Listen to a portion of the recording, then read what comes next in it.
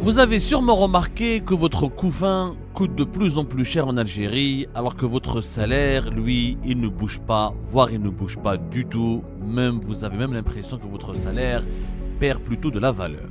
Ce n'est pas un hasard, et la réponse se trouve dans un document austère que personne ne lit, le bilan de la Banque d'Algérie.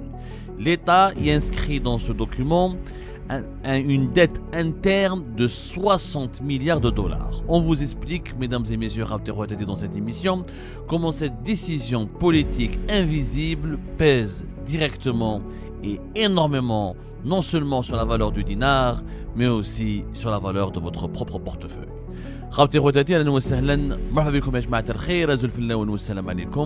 Nous allons effectivement aujourd'hui vous parler d'un petit secret. En réalité, c'est un grand secret. Il s'agit d'un secret qui pèse 8000 milliards de dinars, que Abdelmajid Tebboune cache soigneusement aux Algériennes et aux Algériens. Effectivement, dans les colonnes du journal officiel de la République démocratique populaire et algérienne, le numéro 39, plus exactement de ce journal officiel, que vous allez voir à l'écran, qui a été publié le 31 mai 2026, se cache un chiffre que peu de citoyennes ou de citoyens, c'est-à-dire que peu d'Algériennes et d'Algériens, vont remarquer ou même ont remarqué. Voilà le journal officiel. Tout ce que je vais vous dire dans cette émission, il est vérifiable par vos propres soins. Je n'invente absolument rien, c'est un document officiel. C'est-à-dire que ce n'est pas un document exclusif que j'ai obtenu. Le journal officiel numéro 39. Malheureusement, en Algérie, il y a des informations qui sont ouvertes au grand public, mais qui sont formulées avec un langage inaccessible à tout le monde, avec un langage technique si compliqué, si alambiqué, qu'il faut être un sorcier ou un apprenti sorcier ou un grand expert de la chose pour pouvoir le décrypter ou décrypter cette information et comprendre ses dessous. Dans ce journal officiel, on va aller à la dernière page. Le journal officiel, il y a plusieurs pages. Ça regroupe toutes les lois et les décrets, les décisions adoptées et décidées par le gouvernement ainsi que par le chef de l'État Abdelmajid Tebboune. C'est un journal officiel classique. Et à la toute dernière page, il y a un document qui est une forme de tableau. C'est un tableau comptable qui est très austère. Et dans ce tableau comptable, il y a un chiffre qui est écrit en petits caractères, noyé entre les autres chiffres dans ce tableau comptable très austère, entre des lignes de jargon financier. Et pourtant, ce chiffre, raconte à lui seul une histoire profonde sur l'état réel de l'économie algérienne. Alors, c'est quoi ce chiffre ? C'est quoi d'abord, avant de parler du chiffre, on va essayer de vous expliquer qu'est-ce que c'est que ce tableau. Chaque mois, la Banque d'Algérie est censée publier ce qu'on appelle sa situation mensuelle. C'est ce que vous regardez à l'écran. Ce que vous regardez à l'écran, c'est une sorte de radiographie de l'institution d'une institution stratégique et sensible qui est la Banque centrale algérienne, qu'on appelle la Banque d'Algérie. C'est la banque centrale du pays. C'est l'institution qui régit tout le secteur bancaire et c'est l'institution qui fabrique la monnaie et qui distribue la monnaie en Algérie. Alors chaque mois, normalement, il y a ce qu'on appelle une situation mensuelle. Qu'est-ce que c'est qu'une situation mensuelle ? C'est un bilan très précis que la Banque d'Algérie publie, dans lequel on doit trouver tout ce que la Banque d'Algérie possède, comme réserve d'or, réserve de devises étrangères, des placements financiers, etc. Et de l'autre, on doit trouver ce qu'elle doit, ce qu'elle possède et ce qu'elle doit, les actifs et les passifs. Les billets en circulation, les dépôts d'argent dans les banques, les engagements extérieurs du pays. Voilà ce que c'est qu'une situation mensuelle. C'est un bilan comptable et financier détaillé des activités, des actifs et des passifs de la banque centrale du pays, qui est la Banque d'Algérie. Au 30 novembre 2025, comme vous allez le voir sur ce tableau, le total du bilan de la Banque d'Algérie s'élève à 21 113 milliards de dinars. 21 113 milliards de dinars. Ça fait environ 156 milliards de dollars ou 144 milliards d'euros. À chaque fois, je vais utiliser les chiffres en dollars et en euros pour vous donner un ordre de grandeur parce qu'en dinars, ça fait des milliers de milliards de dinars. Ça va vous donner le tournis. Donc, c'est une somme astronomique. Mais ce qui retient l'attention des économistes, c'est un poste particulier qui est situé au niveau de l'actif de la Banque d'Algérie inscrit sous le poste s'appelle titre émis ou garanti par l'État algérien. Titre émis ou garanti par l'État algérien. C'est dans la première partie du tableau. Titre émis ou garanti par l'État algérien. Vous avez un chiffre à côté et vous avez 2 points.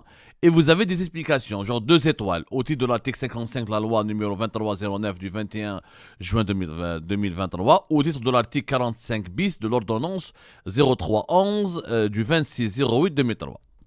C'est tellement compliqué et c'est tellement austère et c'est vraiment un jargon tellement froid et glacial que personne ne va s'intéresser de prime abord.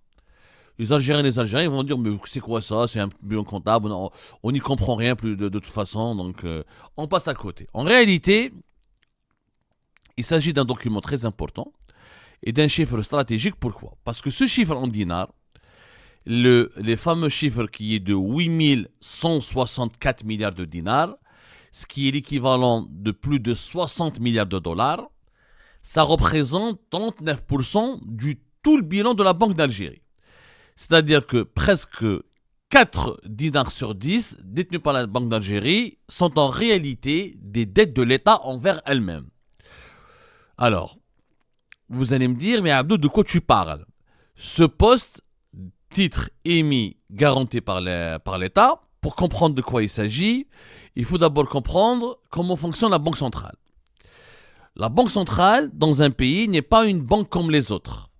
Ce n'est pas une simple banque commerciale. Elle ne s'adresse pas aux particuliers ou aux professionnels. Elle n'ouvre pas un compte bancaire, un dépôt courant ou un compte épargne, etc. Et elle ne donne pas des crédits aux particuliers ou aux professionnels.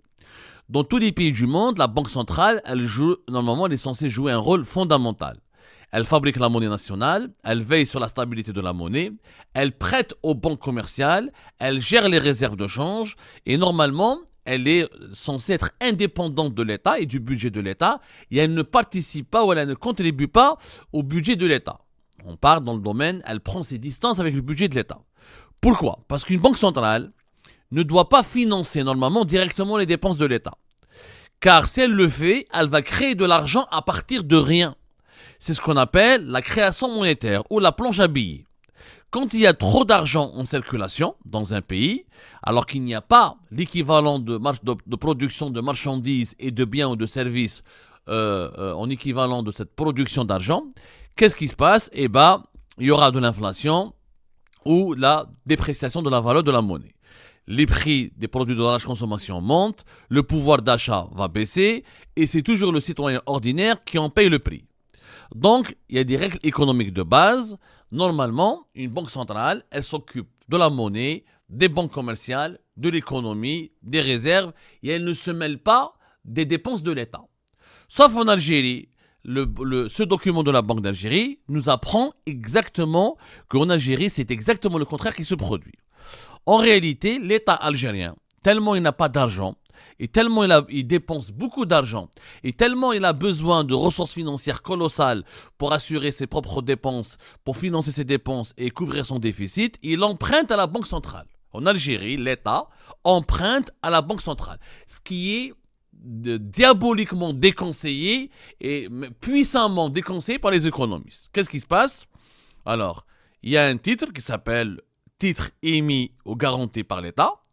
C'est-à-dire que l'État demande à la Banque d'Algérie d'acheter ses propres obligations, ses propres titres. Donc la Banque d'Algérie va lui prêter de l'argent.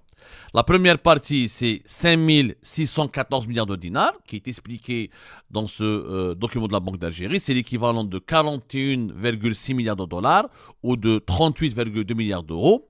Et c'est la loi, il y a une ordonnance en Algérie qui date de 2003.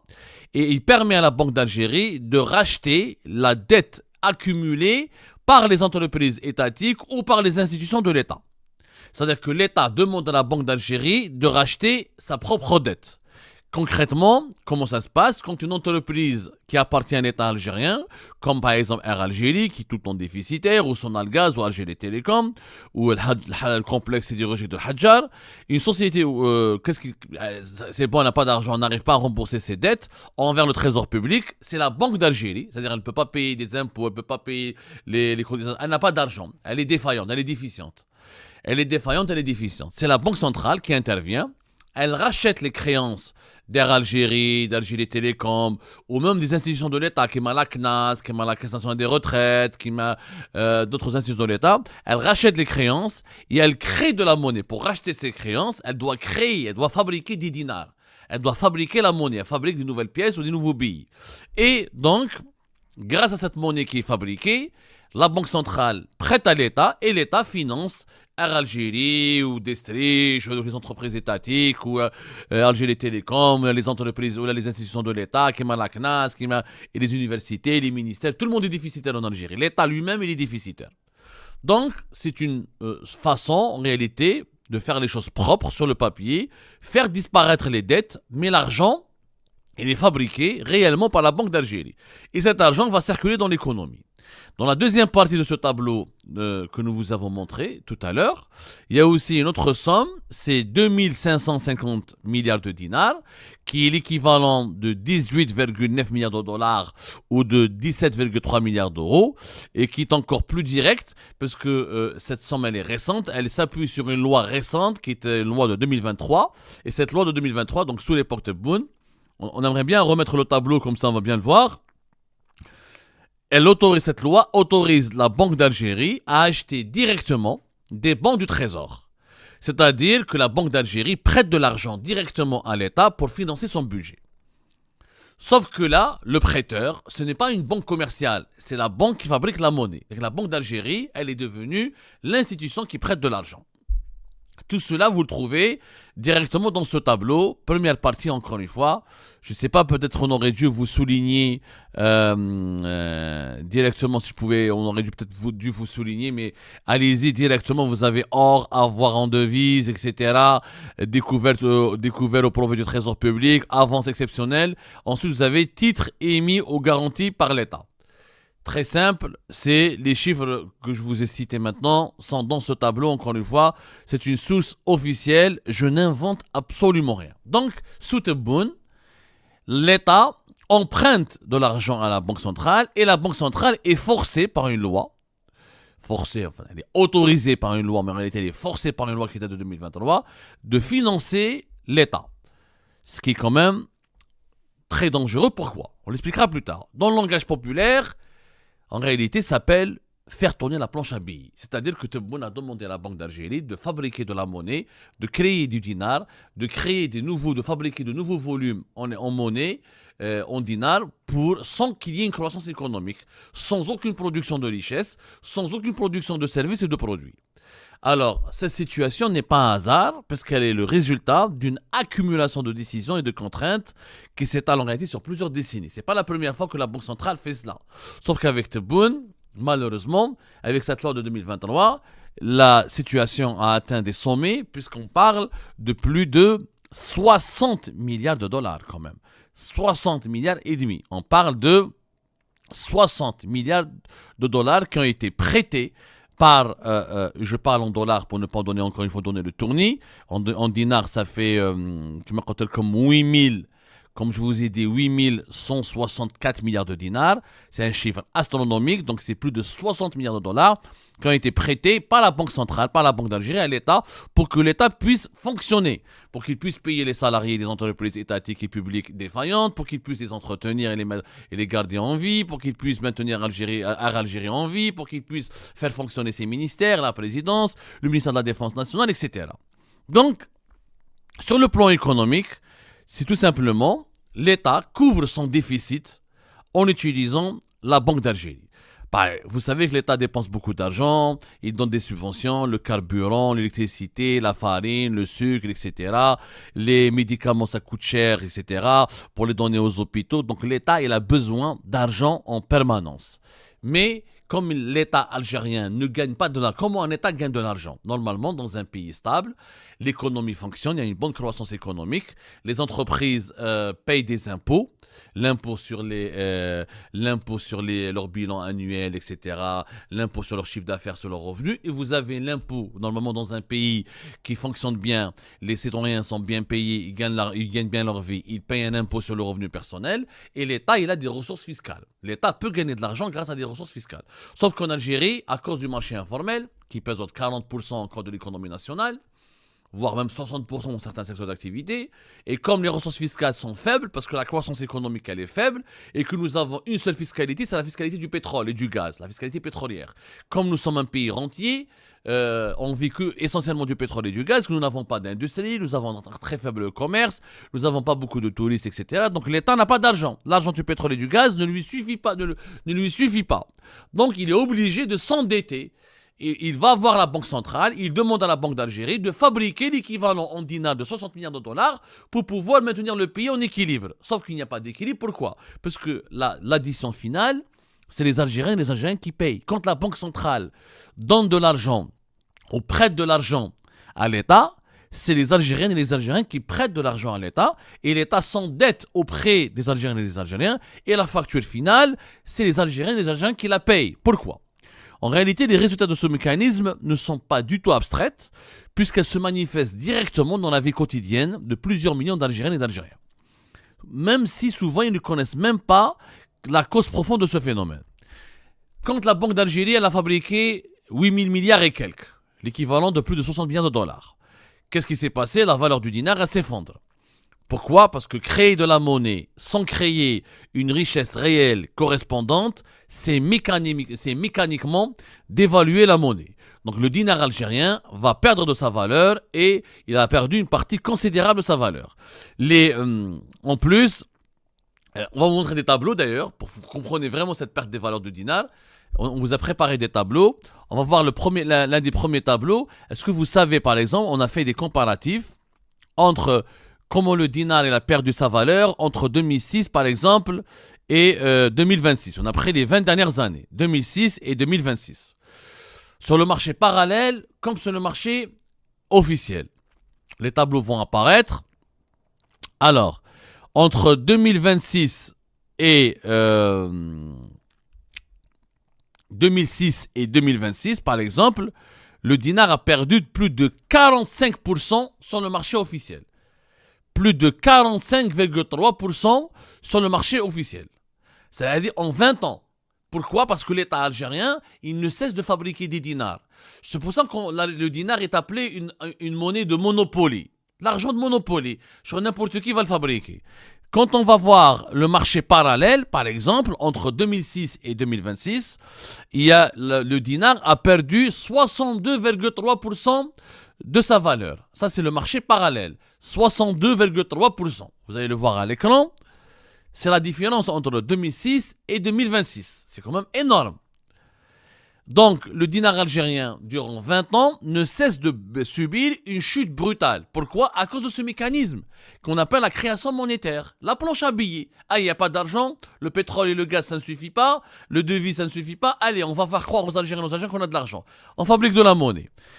Si on prend la période 2019-2026, sur le marché officiel, c'est-à-dire le taux de change officiel, le dinar il a perdu 11,1%. Entre 2019 et 2026. 2019, fin de l'année 2019, c'est la date à laquelle le régime Tebboune a été instauré en Algérie. Date à laquelle le régime Tebboune est arrivé au pouvoir. Abdelmajid Tebboune est arrivé au pouvoir. Il a été 2019. Marché officiel, 11,11%. 11,1%. Sur le marché parallèle, il a perdu 30% entre 2019 et 2026. Et l'écart entre le marché parallèle et le marché officiel, depuis 2019, il était de 40% à peu près. En 2026, il est de plus de 75%, selon les dernières estimations que nous avons pu faire. Donc, le dinar, là, à cause de cette politique qui consiste à fabriquer de l'argent en permanence, à créer de la monnaie en permanence, le dinar perd totalement de sa valeur. Qu'est-ce qui se passe quand le dinar perd de sa valeur ? Eh bien, l'inflation explose. Les prix augmentent. Tous les produits importés vont coûter beaucoup plus cher, puisqu'un dinar plus faible signifie que les importations coûtent plus cher qu'en monnaie locale. Or, l'Algérie importe massivement les denrées alimentaires, et même pour les produits locaux qui sont localement produits, les coûts de production augmentent quand la monnaie perd de sa valeur. Parce qu'il n'y a pas un produit qui est produit localement qui n'a pas besoin d'une machine, d'une matière première ou d'un composant qui est importé depuis l'étranger. De un. Donc, quand la monnaie tombe, même les prix des produits qui sont locaux, qui ne sont pas importés, augmentent. Et les commerçants et les entreprises, quand la monnaie perd de sa valeur, ils sont obligés de compenser la perte de cette valeur parce que ça impacte la chute de la valeur de leurs bénéfices et la chute de la valeur de leur propre gain. Donc, ils augmentent leur prix. C'est logique, un commerçant, il vend en dinars. Quand il voit que le dinar a perdu 11% depuis 2019, il augmente de 11%. Quand il voit que le dinar il a perdu 30%, il augmente de 30%. Donc, la facture finale, c'est les Algériens et les Algériens qui la payent.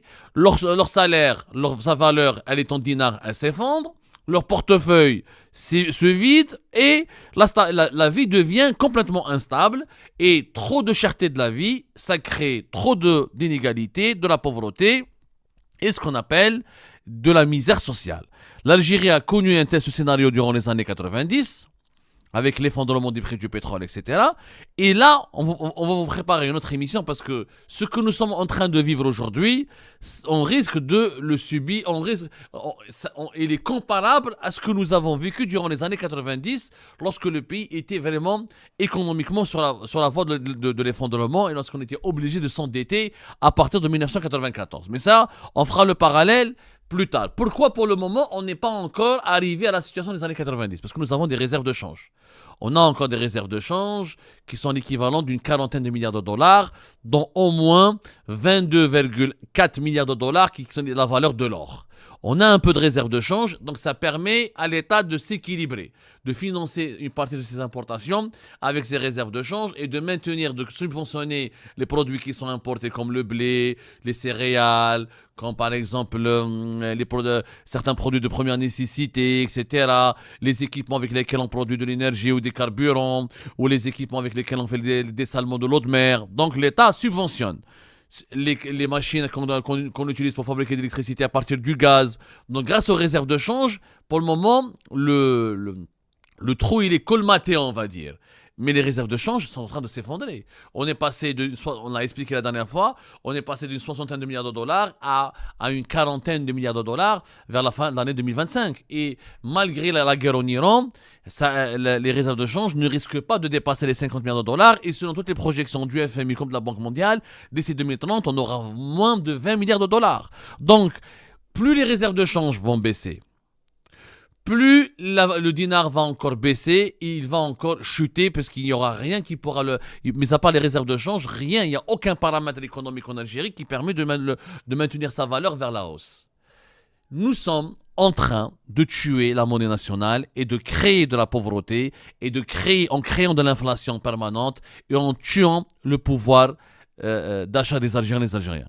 Et retenez ça pour la fin, c'est très important. Quand Abdelmajid Tebboune force la Banque d'Algérie à prêter de l'argent à l'État, quand l'État emprunte à la Banque d'Algérie, en réalité, ça coûte énormément cher aux Algériennes et aux Algériens. Mais comme les dirigeants algériens se contrefichent du bien-être et du sort de leur propre population, ils utilisent toujours ce mécanisme et ce secret des 8000 milliards de dinars demeure jalousement et préservé et jalousement caché au peuple algérien qui malheureusement est écarté de tous les centres de décision en ce qui concerne la gouvernance économique de notre chère et infortunée Algérie.